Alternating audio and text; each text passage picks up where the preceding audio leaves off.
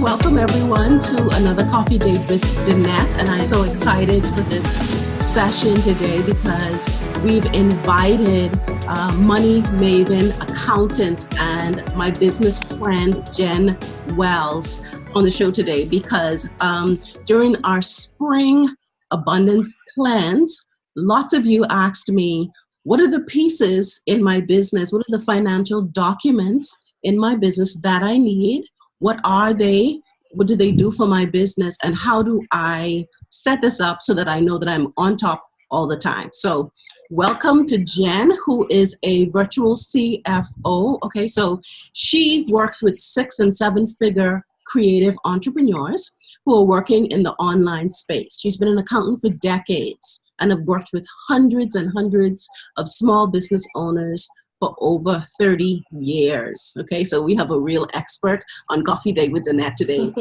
She loves numbers, she loves spreadsheets and QuickBooks, and helping her clients master their money and rock their business finances. And I know the women in this group and on my page are all about making an impact and playing on the edges. So she's going to be a valuable resource for you today. So what I would suggest is you grab a piece of paper, grab a pen, tune in, get everything you can, go back and watch the replay today because it's going to be jam-packed with valuable information, okay? So welcome, Jenn. How are you today?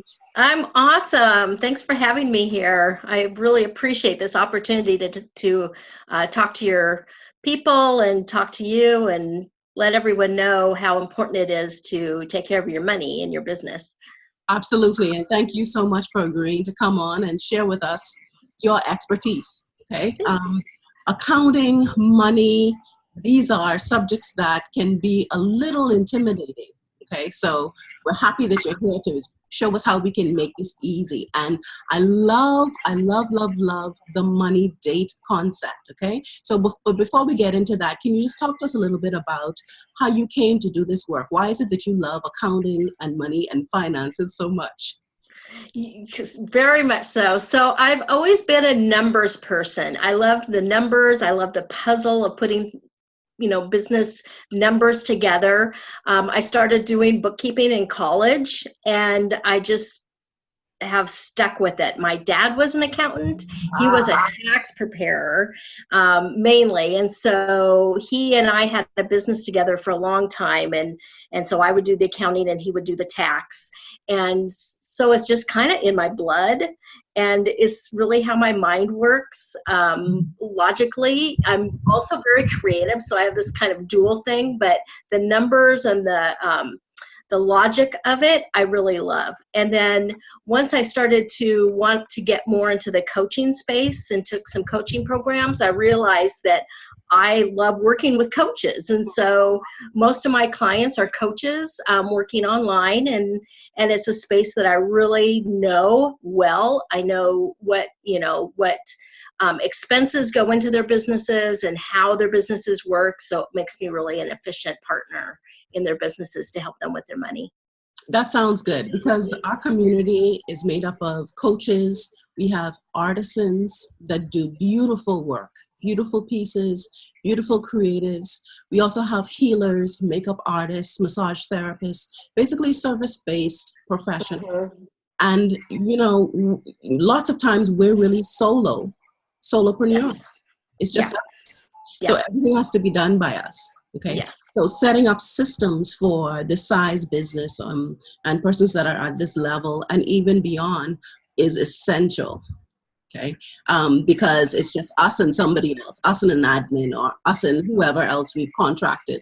So talk a little bit about the money date and how we can set up a money date in our business to really provide the value, the financial, get our financial eyes on our numbers and keep track of everything. Yeah, to me, the concept of having a money date is really a time that you're making for yourself to honor your money. So I like to have it be kind of very strategic in how the time is spent, but it's a set time on your calendar. And it can be, however often and what goes into that date of how you like it. Like for me personally, I have a date every morning. I look at my money. I look at my bank account. I make sure things that I thought were going to be paid were paid.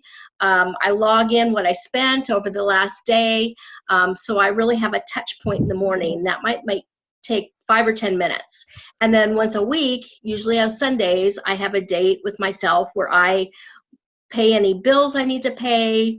I make sure everything's balanced. I look at my credit card and, kind of do a more in-depth analysis. And then once a month, I do like a total in-depth analysis where, I'll go over the previous month. I have some spreadsheets that I keep to kind of see a flow of how things go with how I'm spending my money, what my debt is, and because I'm working to pay it off, so I have some goals for myself that are very specific that I'm tracking. And so there's different kinds of money dates, but I have specific times that I do those. And so I suggest for my clients and people that I talk to that they book that time in their calendar and really have it be a time that feels good for yourself. So a lot of people come to me and they kind of have a buried their head in the sand attitude about their money and their business finances, and they kind of don't want to deal with it. But when you have a set time, it makes it more accountable to yourself, but also put some joy in it. Like if you want to do in the morning over your coffee and maybe journal about it when you're done, or light some candles or some oils, have your diffuser going, make it. Or I've even talked to, I had a coaching client one time that actually went to a very high-end hotel lobby or a bar or something and had a glass of wine and really made it a date with herself to dive in and go through her money. So whatever brings you joy and makes it feel like it's part of your self-care, I think is really important. That's interesting. That's very interesting because, you're absolutely right. Lots of us don't want to look at our money because there are fears in there. There are apprehensions. We feel like we're going to get overwhelmed. We don't know what to do about all the debt, or we don't want to look at the bill because we really don't know how this bill is going to get paid right now. Yeah. It's easier to avoid it and be the ostrich with its head in the sand. Yeah. Than to actually look at it. But when you take this essential piece and you build some pleasure around it, because we're women, pleasure is important in our lives. Self-care is important in our lives. So I loved how you suggested going to a bar, getting a drink that you love and just spending that nice, put a different vibe on the whole money experience. So I love that quite a bit. So what are some of the ways that I need to learn how to honor money in our business? How do we do that? I think it kind of goes on two sides, the money coming in and the money going out. So the money coming in, being able to really know how much money you're making and where it's coming from, maybe even attaching some of your whys around it. So, when we set our goals for the year on how much money we want to make, I like to put those goals into a money plan and kind of a budget. I don't like really the word budget, but I like money plan and plan how that income's going to come in and have that be part of what you're looking at in your money date. But watching your money come in, know where it's coming from, know what to expect. So if you have clients that are paying something on a payment plan or over time, to really understand when that's going to happen and keep track of it. I see Facebook posts from people different people in our space that are like, oh my God, I had no idea I made $20,000. I'm like, how do you not know that? Like I think, if you're watching your money and really honoring it, what's going to come in. And I think that way you're putting a spin on it where you're in charge and you're the master of it. You're not letting it happen to you. You're taking some of that fear away by being responsible and knowing what's going to happen. And then on the flip side with the expenses, also to have those planned out. So you know every month what your expenses are going to be, what bills need to be paid, when you're going to pay them, and not have surprises. Like if you anticipate that you owe somebody money, to have that planned out how you're going to pay them back, or how you pay for your, you know, your monthly expenses that you incur every month for your website or your own personal development or any of that stuff, to have it planned out so you know what's paid when. And that way there's no surprises. Absolutely. You know, as a business strategist, it gives you insight to know exactly how much money do I need to bring in this month. Yeah. So if I need to bring in $10,000 this month, okay, what am I doing to bring in that $10,000? What's going to happen? It's going to help me get there, okay? Instead of, oh, my business isn't making the money right now, I can't do this. Or if you see a goal a program that you want to take, or an investment you want to make in your business, what do you now need to make the money to do that? How do you plan that launch? How do you plan the strategy around bringing that money in? So it gives you really clear insight on, what do I need to do next? Yeah. Instead of just spinning and doing things, being busy, we can be more strategic when we know. Yeah, I really think so too. And I think the power is in the spreadsheet, like keeping spreadsheets of however your mind needs to look at those numbers.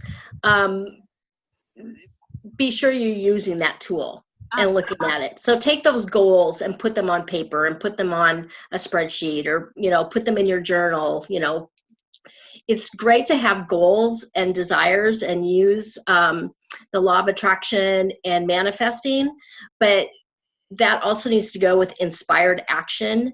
Absolutely. And inspired action to me really means the nitty-gritty of doing a budget. How are you going to make your goal? How are you going to plan your launch so you are the most successful bringing in what you need to bring in? So yeah, you're totally right with that. Okay, so one of the questions that came up in an event we had last week, we had a spring abundance cleaning event. And one of the questions that came up was, what is a P&L statement? What does it do for my business? And how do I prepare it? So can you help us with that today, please? Yeah. So the P&L is, I feel, the most important document in your business. P&L stands for profit loss statement. It's also called an income statement.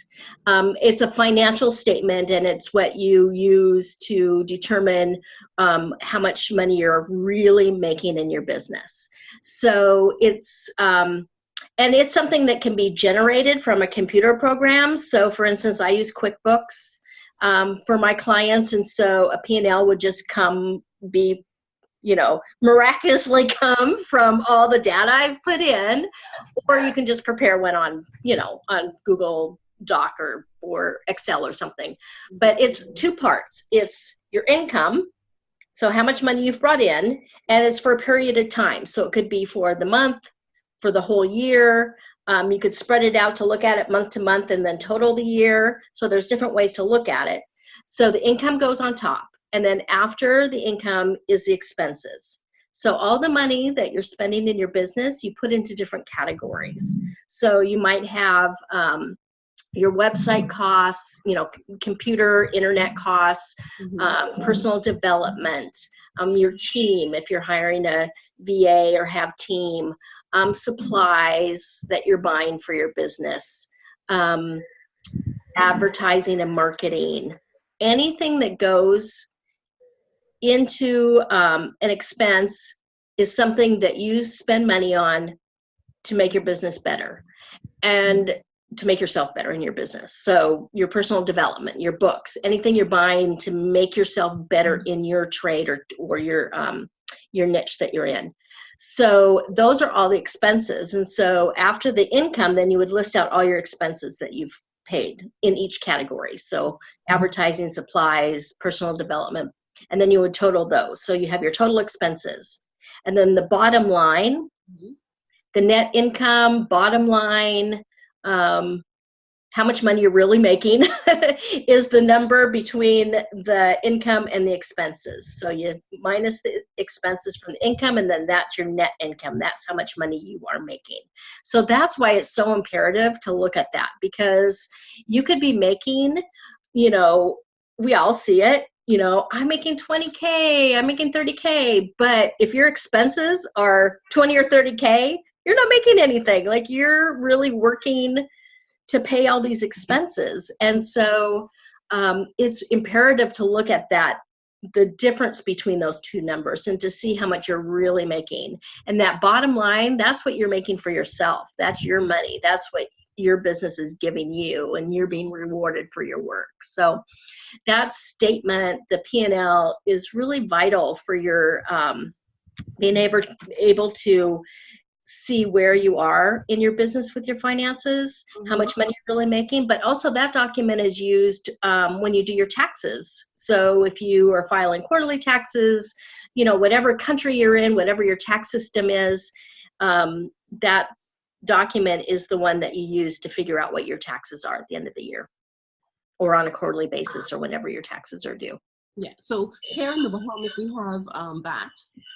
Okay. And income taxes, we have business license taxes, and we have VAT for businesses that bring in over $100,000 a year, collect VAT on behalf of the government.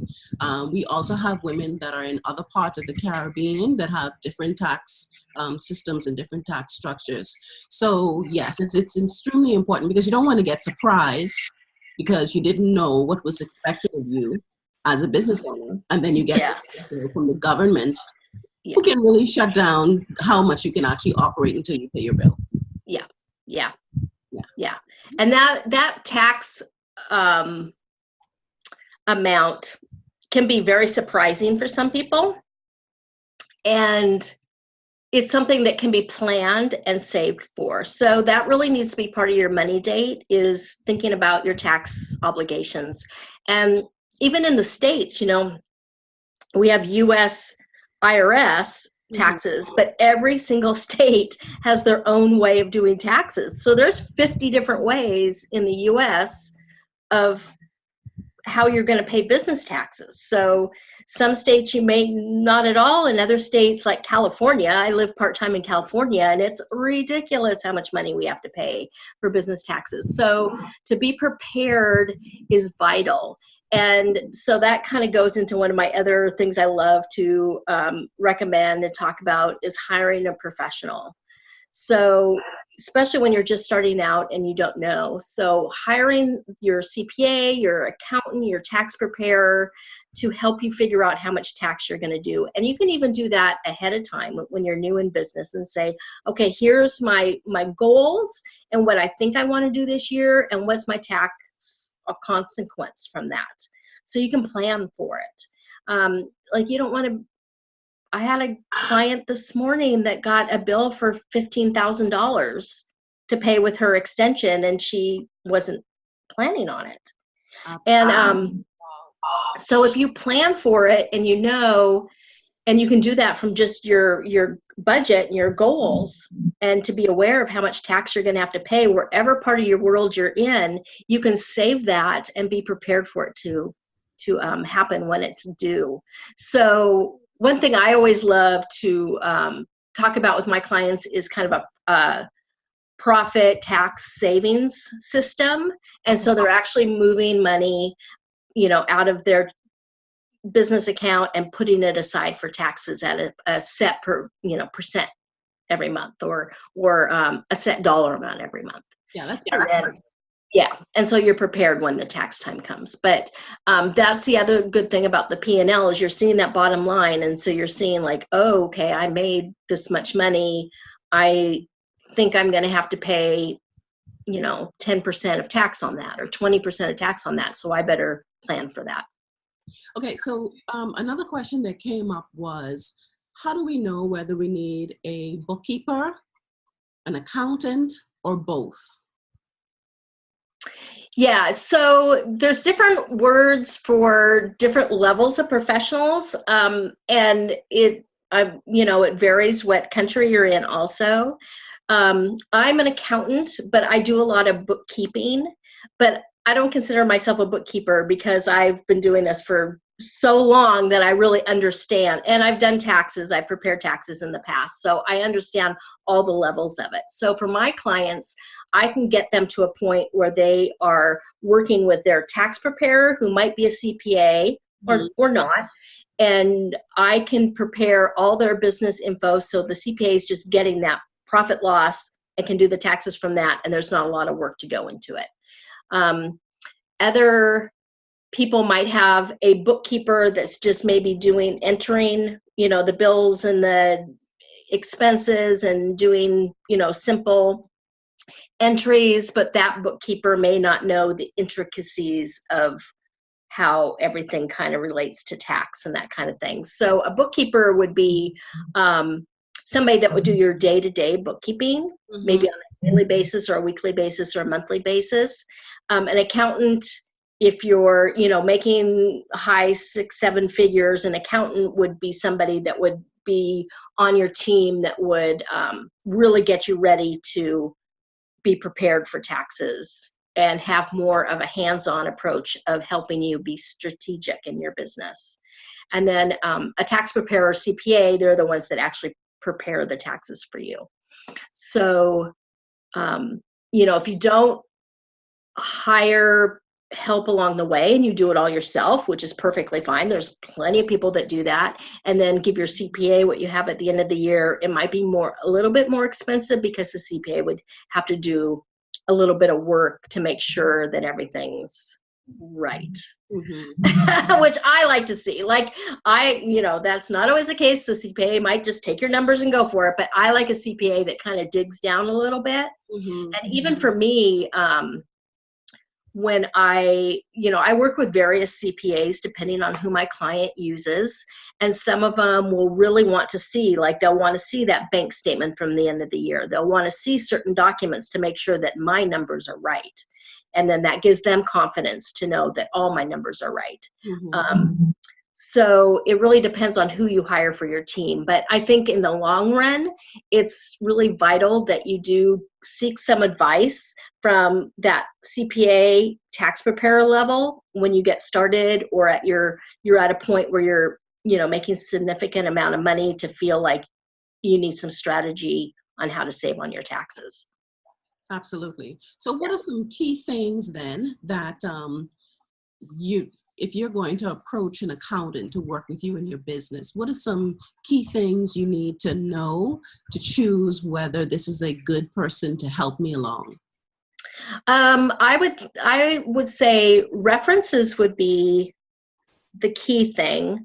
Most of my clients that I work with at that level have been referrals for years. And so that's really important. The other important thing is accessibility.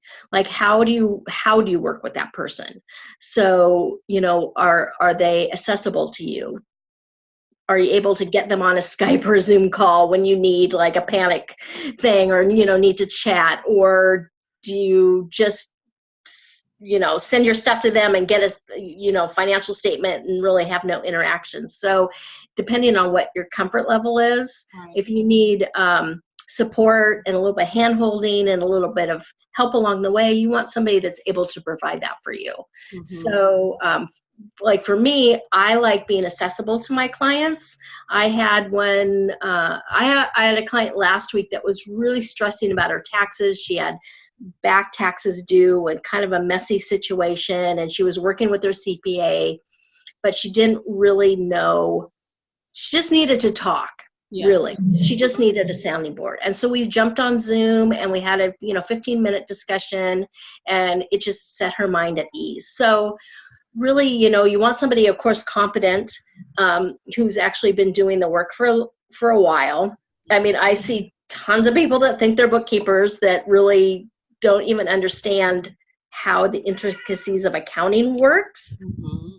And so you want somebody that's competent, personable, that you feel comfortable with. And also, you don't want to feel like somebody's just telling you what to do or being an authority figure, because that also can bring up stuff for people, right? So like you want to make sure that that person's on your vibration level and understands you and not put you at a place where you're being told what to do, because then you're going to put your defenses up and it might be counterproductive.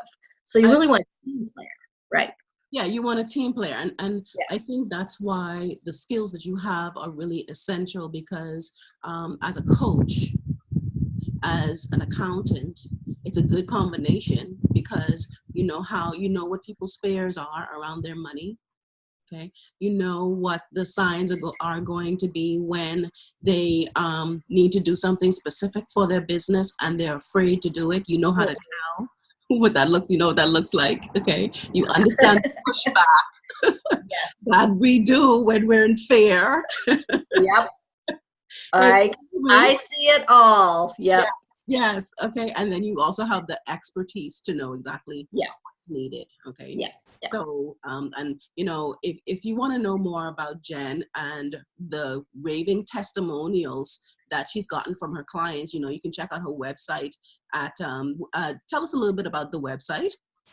My website is jennwellsmoneymaven.com. It's kind of in tradition or in a state of flux right now because I'm redoing a bunch of stuff with my new VA. So I have some programs on there. I have a group program that I'm not sure is like live on my website or if I can just share it with your people, but it's going to be starting in a couple weeks, and it's a group program, a 6-week, 1-hour Zoom a week to really talk in depth about the things you need logistically for your business, the practical part of setting up your businesses and getting prepared for your taxes and what can you write off and, all that kind of stuff. It's really logistics stuff. And so time, on Zoom for me to talk about those topics in a structured format, but also time for questions so people can really pick my brain and ask me questions. So yeah, most of my clients that I deal with are in the U.S. because that's, I'm a U.S. Based accountant. But I do have some coaching clients in other countries. I've worked with people in Israel and Canada and in some countries in Europe, more so on just the money coaching part. And that's one of the benefits of being online and having your business set up online, because it allows you to reach beyond the country that you're in. Yeah. I live in the Bahamas, so for a little country like the Bahamas, it's really a strategic thing to do for your business. Yeah. And that's the great thing about the online world is that you can work anywhere. Like I work mainly from a tiny tourist town in Washington State on the Olympic Peninsula and I don't work with anybody locally. So all my clients are just all over.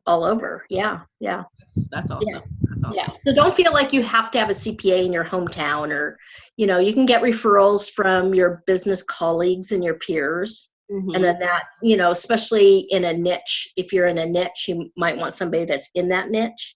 And so ask for referrals from your friends and your colleagues, and you might get somebody that, you never would have met if you were just looking, locally for help.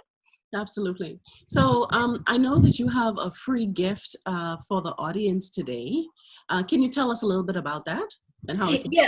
Yeah, I have a booklet I call the 10 Essential Must-Dos to Set Up and Run Your Killer Business. So it's really the 10 items that you need to think about to get legit, to understand your taxes, how to really organize your money in your business. That sounds absolutely. So I can share that with your people. Awesome. Okay, guys. So what I'll do is I will post the link to that free gift in the comments below this Coffee Day with Danette video, so you can get access to that. Okay. So we just want to thank Jenn so much. Thank you so much for joining us today and giving us some insight, especially on the P&L statement and how important it is for our businesses and ways that we can kind of begin to reduce the fear and make looking at our money, creating that time for a money date more enjoyable, more pleasurable for us women who are out here, working hard, conquering the world. Well, thank you. I love sharing my passion. It just, that's why I do it. I love reaching more people and being able to help just not my clients that I work with daily, but to work, to help other people that